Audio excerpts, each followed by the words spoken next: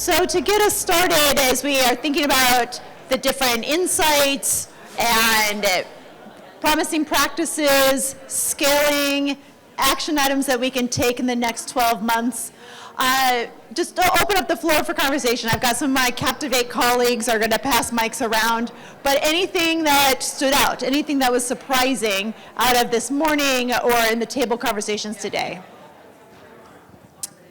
Looking for something surprising. Thomas, you look almost ready. Are you ready? Do you have something surprising to share? Hello. Testing. Victor will get you a mic.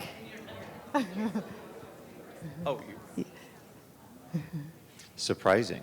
Yeah.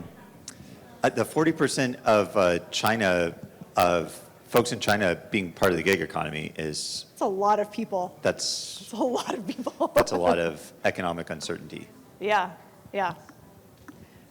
What else is surprising? Either conversations amongst each other, something from the panel. What was surprising?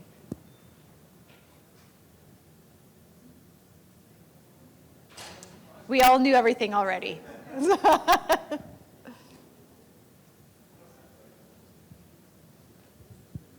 So one of the things that I found surprising was the statistic for like the DC area in that there are 70,000 like open available jobs.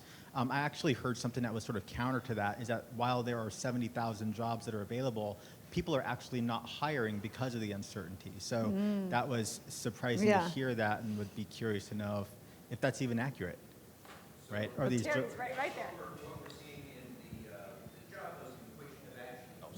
The job posting numbers have come down dramatically this year, as you might expect, and those are postings. We try the companies that try to go through. There is a suspicion that maybe some of them have been ghost postings, you know, if you will. Some of it's also that, hey, we're going to have this contract if it comes through, so we got to load up on resumes now, you know, and that kind of thing. It's really tough to do. I give you a sense though. If we had looked at that same number at the beginning of the year, it was probably closer to 130,000. So it's come down dramatically, and we think that some of that's clear. But I am reminded of a local, one of the big government contractors here in the area. CEO spoke at a chamber event back in March and was just saying, we haven't lost a single contract, we haven't had a pause in any work, and my stock value is down 30% this year. We're pausing everything because it's just the market is clear, and that's a clear signal of uncertainty, right? So there is that, but what we don't want to have happen is when the companies are ready to pull that trigger and make their offers, that they're just not finding the folks are still here and not still available, because they will fill that position. Does it have to be a position with a resident of our region? No, it doesn't, not anymore. Appreciate that clarification, really helpful. We prefer, yes. And I think there's also the 70,000 job openings, but are they like the mismatch too? And I know that some of the stuff that CREC, other people have been thinking about, it's like some of that, and feel free to take a seat, or if you need to stand, I understand, I get that as well. We did do a lot of sit-in this morning, but what else was surprising, or follow up on that same conversation either? Yes. Soft skills, problem-solving skills, and critical thinking is kind of the top 3 to 4 impactful areas after AI is going to be incorporated. And for STEM and STEM majors, how it's no more a big value is kind of depressing as well as exciting, to be honest. So that's one fact check that's going to be on the screens for a longer time to see how it's going to change. Yeah, so we wrote about it in one of our agentic AI thought process. We talked about how do we put in empathy, soft skills, and decision modeling into AI so that the preliminary mundane tasks can be pretty much taken out of the equation so that people can work on the expertise that they're really paid to do it, and which figuratively takes you to hyper-personalization of tasks from a business perspective, also from a consumer perspective at the end of the day. So we're going to save a lot of time directly cutting to chase and talking about what is needed and what is delivered, and think about progression moving forward. So everything. Yeah. Any responses to that? about the declining stock of STEM and the increasing stock of sort of what have been, the human skills. But how do we measure that, and how do we make sure that that gets trained?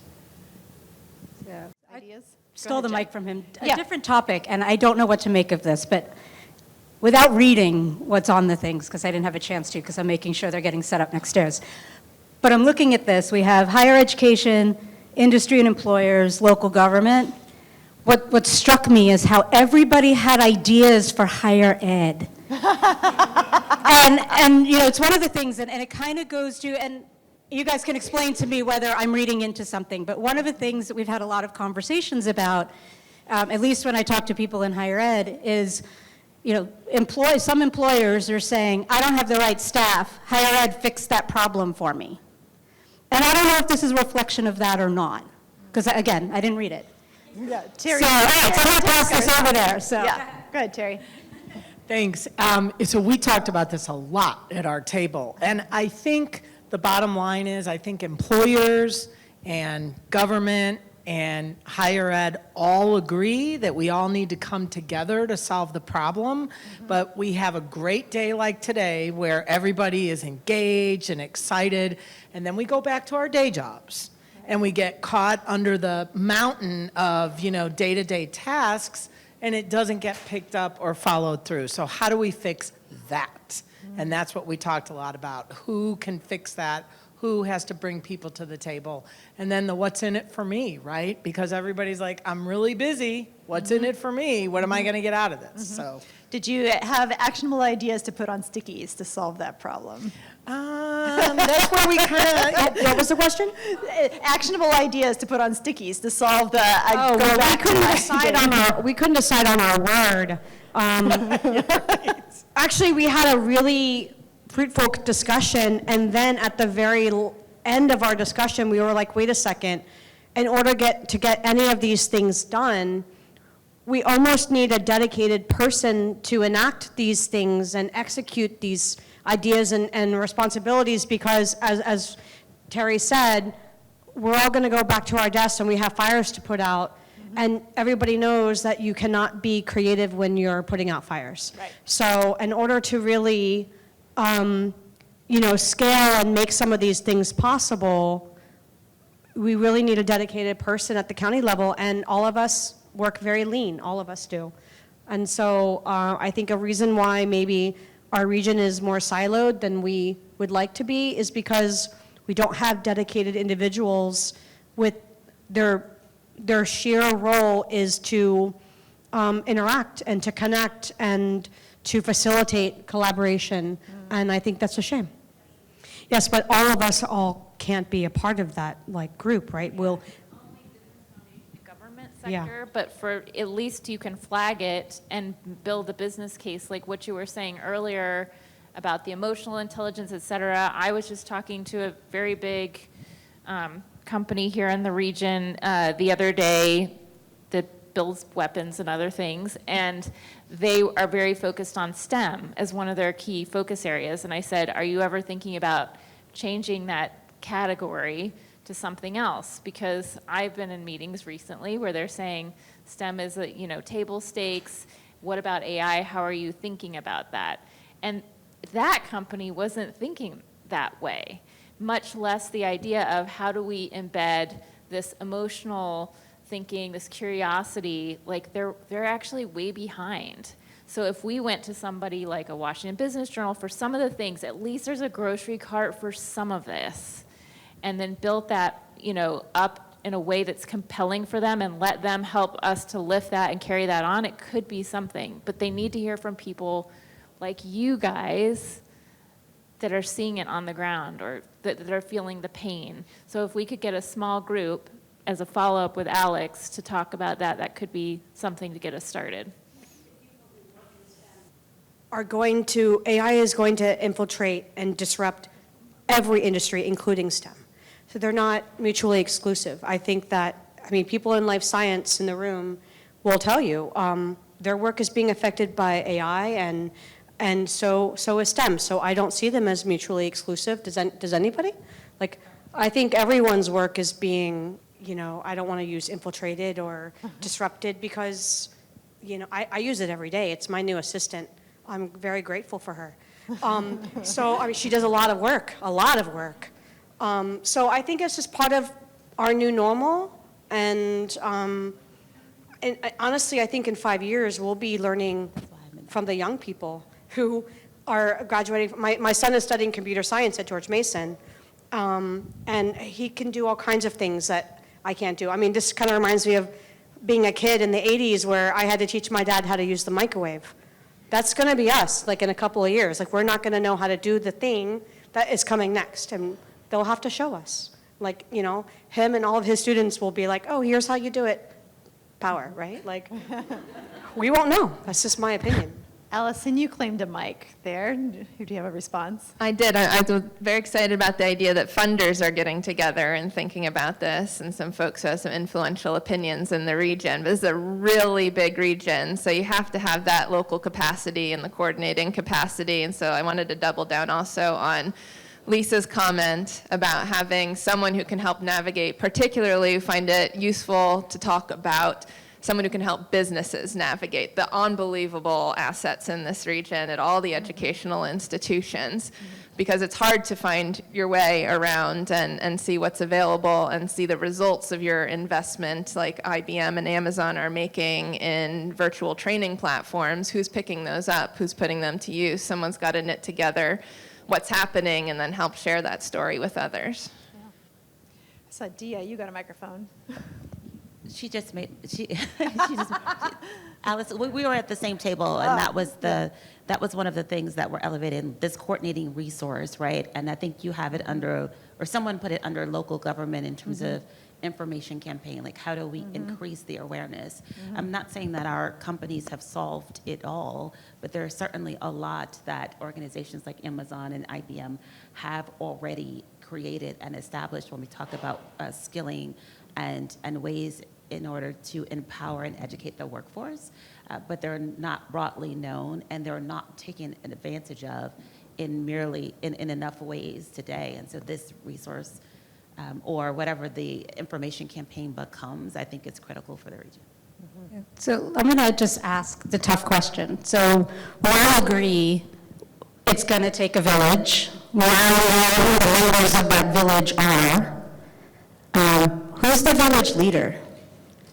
Whose job is it in this ecosystem to make sure that the right people make the time to get together to do the hard work, or do we just continue to do it in silos and in regions and hope it all works out for the best, which is kind of what we're doing now? Does it have to be one? Can it be the regions coming together? I mean, I thought when over COVID, I was working with Jose Andres' team, World Central Kitchen, and we were looking at food distribution in the DMV region and what were the challenges, what were the kinks. They didn't want to repeat anything that was already in progress. They wanted to fill the holes. And I was going and infiltrating different food councils in the region, DC, Maryland, Fairfax, Alexandria had an economic development group. One of their prongs was food. I mean, they all have, you need that representation in some ways from the different regions because it's so different as opposed to just one. It would be hard to have someone that has that. They come together and do it together. I think there's two possible choices. The first is the person in the region who does it very well, like a natural convener, or it's the person who has the most at stake, who decides without a solution, we will perish. So it's maybe both. But I don't think the person who's the best convener will have the most at stake, but it's possible. Just so for everybody's awareness, Megan Barnett at UVA has already started a program to convene with businesses called the Commonwealth AI Initiative. So I understand to date that Walmart, Google, and Microsoft are already signed up. And so they are starting to incorporate, the word is going out to incorporate the businesses as well as higher ed, institutions and others into that initiative. I've only seen the first draft of the outline. I guess I have to kiss the mic. The outline overall. but it is underway. So that might be a logical place to plug in. I'm not sure, but if you want, you can feel free to ping me at VEDP, and I'll try to keep you informed. Yeah, I think those are the sorts of things, the question that we had at the beginning about like what's going on in those promising practices, like what did we miss? So we want to make sure that we know about that one and any others, because I think, Lisa, we've had these conversations. We need networks of networks. Like there are this problem is so big, facing this big, important, and Terry will tell us, economically driving region for our country, and something that people look to. But we all have lots of great ideas, and there are lots of different spokes popping up. So who is going to where, and what are the angles on the problem, et cetera, et cetera. I'm gonna have Mike go. I see this problem as a collective effort rather than one. Collective stewardship or stewardness. We're all serving each other in a way. For me as a professor, my job is to ignite the why and make sure I push through that so they get to understand that. But the business leader has an ROI attached to everything that they do. And so for a business leader, it's actually to implement that problem, right? And the policymaker now needs to think about how collectively or ethically could keep us safe. And then the community leader needs to think about people that workforce development, everything else that we've been talking about. And so when we all come together, it's better. And I think for me, I like working with companies, you asked me on the stage earlier, because those companies bring real world problems, and then the student no longer needs to just show 4 bullets of digital marketing work they've done, but how that quantified and the result. And then let me put you on my website or my portfolio and also show you what I did. And so that brings trust. And so for all of us to trust each other, a lot of times I don't go to events, you don't see me, and I'm like, what's the reason? And the reason why I love being here today, when you invited me, I happily accepted. It's because of this collective organization where we all are making an impact, not just for DC, Maryland, Virginia, but from a macro perspective, humans that come from all walks of life. I have 50 students, but one followed me today, and I made sure that he's in the room. Why? He's learning from a theory perspective, but he's also acting, and he's building. And so wherever he goes tomorrow, he's going to pass the baton. And so collectively, I think I call it collective stewardship. I don't know if that's, I'm trying to term it from a theory perspective, but yeah, it takes all of us. The village leader is us, and I can't do it by myself, and so, yeah. So just a thought, it's always good to think about, can we find that grand leader? If you're thinking about it in terms of strategy, we're facing a crisis, you find the person to do that. And oftentimes you think of what that great leader and their skill sets does, is you get the ones that are the conveners and bring that, and then you have a separate, very seldom is the great leader in that convening all the ideas, the person that operationally knows how to do it. But I also want to caution, and just not practicing dismal science, but a little bit of reality. The Potomac Ocean is deep and wide. And it has been for a long, long time. And one of my things that I think we should think about is that waiting for some group, this organization, that group, this business, and by the way, it needs to be a business, quite frankly, because you get the arguments about somebody gets the tax base, somebody doesn't, if you're talking about development, right? So but if it's business-led, the point that I'm making, though, is if we wait for one of these leaders to be either be recruited or emerge, we will be so far behind the curve on what we need to do. And maybe it's more, and I was trying to remember, Kat, you may help me remember, was it stuff in it was 2 or 3 administrations ago, but they was talking about the 1,000 points of light. Yes. Right? And maybe it's going to be that to get these together, and I'm not making that as a political statement, it's just that the approach is, look, we may not be able to solve it from the top down of a big leader, that what we need to do is within each of our organizations and our capabilities, do something that hits at little bit. It's just like, what do we need to be more competitive in this region? What do we need to do to make housing more affordable in this region? it's probably 150 things, right? And any one of them represents some small percentage of 1%, right? But if you add it together, then we have meaningful change. I am not saying we shouldn't try to find this lead entity. I nominate you, sir. You forget about, sleep, it's overrated. But my point is that we need to take action within what we can, within the capabilities of each of our organizations, and do it and then communicate about it. So that somebody who's doing something similar, you can talk to them about the synergies as we're actually putting it in practice. I think you just nominated yourself, sir.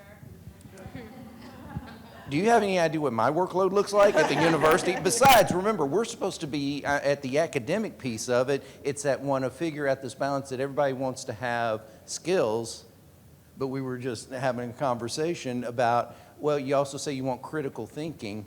Critical thinking across that does not come from just stackable certifications, right? And so we're trying to figure that out. And now, but having said that, I will work with anybody here that wants to try to do something. And when I run out of time, Ron will just take over. Ron. Okay, can you hear me? Yes. All right. I think, Kat, you mentioned network of networks, and I think that's true. And if you ever, I do like thinking about networks and how they behave and in hive mentality. And you have to think of this as a hive, right? And hives kind of react to what other hives are doing.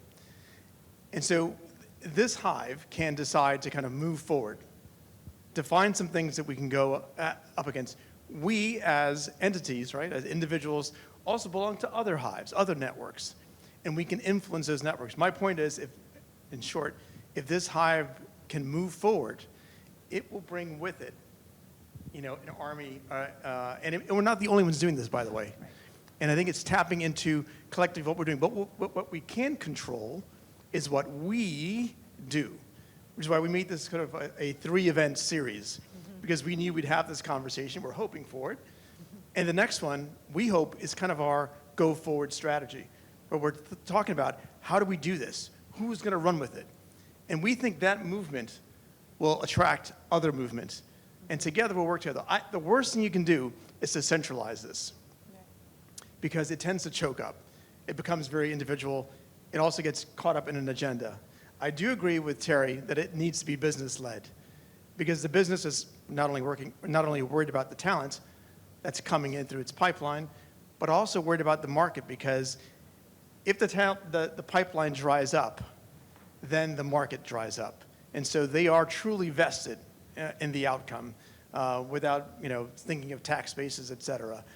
So I think, in short, it's really in our control to do that. And if we move forward, my bet is that we begin to get a bunch of other schools of fish in the Potomac Ocean to follow us.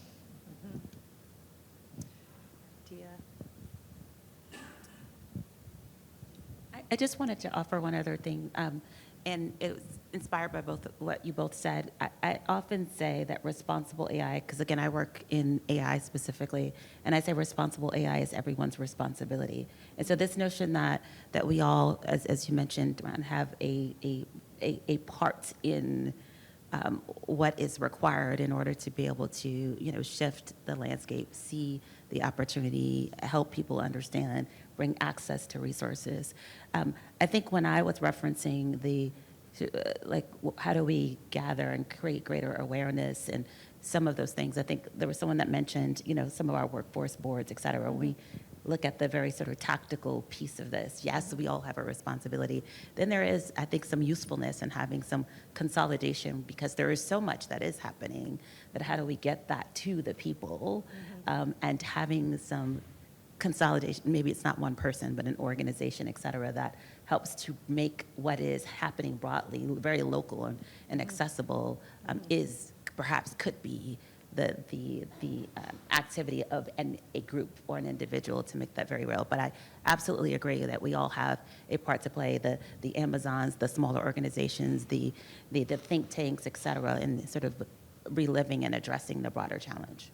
Yeah, I think tying that to some of what Ron is saying too about that, and because there's the downside of like, all right, we're gonna set up a new website, AI and Work DMV, great. Who knows to go to AI and Work DMV? But people go to Amazon when they're looking for work, and people go to lots of like places where we already have networks of this group coordinates, so that then no matter where people find those messages through our work, it is still a unified message. So the message can be unified, but the messenger does not have to be, and kind of work through it, the ways that we can be able to distribute sort of the activities, like being able to coordinate ourselves so that our neighbors, our communities, go find the message where they find it.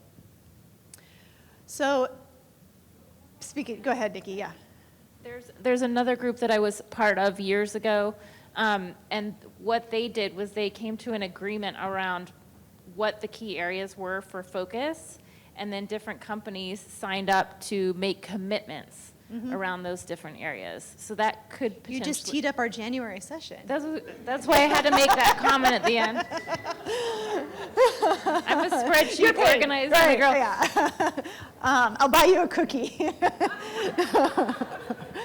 It is actually, we're saying like we want the next time we gather, probably in January, date and location to be determined, but to have that be a real working and commitments session. Like, all right, what am I going to be willing to commit to? And so between now and then, our asks is send us your resources. Send us, if you know of things that you think should be part of this a centralized repository, or things to share across this group, or like, oh yeah, I forgot to list that promising practice. I heard there's another business-led roundtable that's happening over here. Like, send those. You can send them either to, you can use the events at kaptivategroup.com email that you've been getting messages about this events from, or send them to Amanda. No. You know Amanda, she'll get it out. Send it to us so that then when we come together in January, we're starting to sort of have that collection and be building that.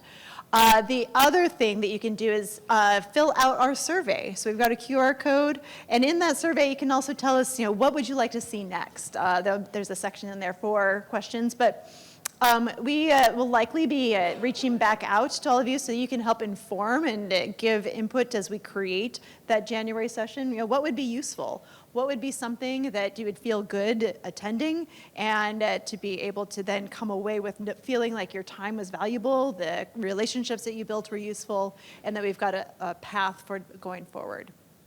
So, oh, I'm being told to keep stretching. All right, go ahead. Yes. One question that keeps coming to class is, as I give projects around AI to upskill my students, affordability is becoming an issue. To use ChatGPT, to use Gemini, all these AI tools for $20 a month, and I ask somebody to code to develop a project, then you need an API, OpenAI API that costs $2,500. And so the student that you had in the past, before the AI world, let's say maybe they have Canva or through school affiliation and stuff that you're using these free tools. And so how do we make these AI tools affordable for people to actually learn and upskill themselves when they get home, right? And so we need to have a conversation around open source AI tools that allow us to give the confidence to the students saying, hey, it's free of charge, so go use this AI tool. A lot of the problems I have in class is that, professor, I want to do this, but it costs too much money. And school is already expensive, so I don't want to try it. And so I have to figure out a way to gear them to a low-code, no-code platform that is free for, I don't know, 30 days trial or something. And so that's a conversation when we're talking about workforce development. We need to think about affordability of AI tools. Yeah, and it's funny, it is very similar to an ancillary space that we play in broadband, right? Same issue, right? It's not just accessibility, but affordability. And also adoption, right? Making sure that people understand why. Why should I be integrating AI? What's the use case? What's the value proposition for me as an individual, as an organization? And so, yeah, I think those two are kind of walk hand in hand. And it explains why we play in both spaces. But you're right. there needs to be kind of consideration. How do we keep that access? How do we make the case for why it's important, not just for student to have access, but for a business who might invest in that student getting access? It gets even more complicated. I was thinking about one of the most amazing stats I heard, and this so reminds me of .com days, that the conversion rates among the biggest LLMs from the free to the paid is like 3%, right? And if you think about it, one of the things that I would have to expect, maybe not this year, next year, don't tell me when the bubble's gonna, if not burst, at least deflate a little bit, is when it's not gonna be a $20 a month, because if you change, say, electric utility regulation and you start charging particular single users like data centers for their energy consumption on a fully allocated basis, it's going to get a lot more expensive, and they don't make money now. So and what that also does is, within what we're doing, is that not get stuck in the Betamax moment of picking the wrong technology, because there will be winners and losers among these language models, and so what we always have to do is maintain that breadth, that it's the base skills, not how you use that particular model. I did. Yeah. Well, yeah, no, did you have an 8-track? This was just the dividing line for the cocktail hour was, so people come in and say, what the hell are you talking about, right? It has something to do with HBO Max, I think. Yeah. No. I'm not sure. Yeah, Phil doesn't know what Betamax is. Yeah. This is a good transition to reception time. So thank you so much. Don't forget to fill out our survey, and you can tell us directly exactly what we should be doing next. But thank you for being here and for your time.